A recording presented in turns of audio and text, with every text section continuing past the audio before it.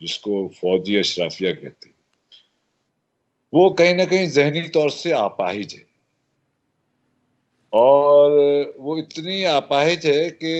وہ اس کا علاج ناممکن ہے،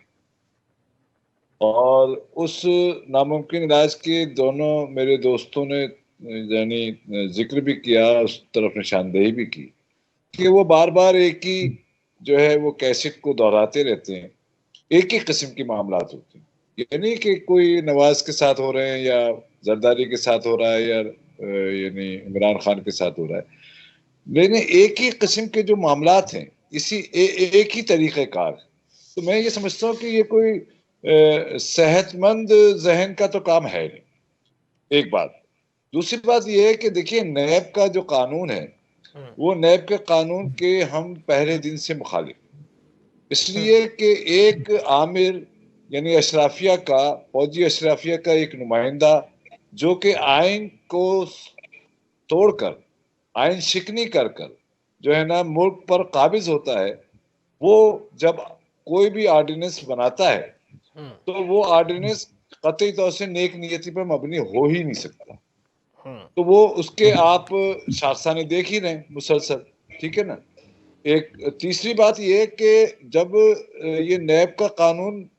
میرا یہ سوال یہ ہے کہ دیکھیے عمران خان کی حکومت بھی رہی، زرداری صاحب کی حکومت بھی رہی، اور نواز شریف کی حکومت بھی رہی، بظاہر جو ہے یہ کیا کرتے ہیں یہ تینوں حضرات کہ اپنے آپ کو بہت ڈیموکریٹ کہتے ہیں کہ ہم ڈیموکریسی کو مضبوط کریں گے۔ تو بھائی ڈیموکریسی کو اگر مضبوط کرنا ہے، آپ کے پاس 1/3 میجورٹی ہے، آپ ایک کنسنسس بنا کر نیب کے قوانین، نیب کا آرڈیننس جو کہ ایک آمر مطلق آئین شکن، جس کو عدالت آئین شکن قرار دے چکی ہے، اس شخص کے وہ اس آرڈیننس کو آپ ختم نہیں کر سکے۔ تو میں یہ سمجھتا ہوں کہ یہ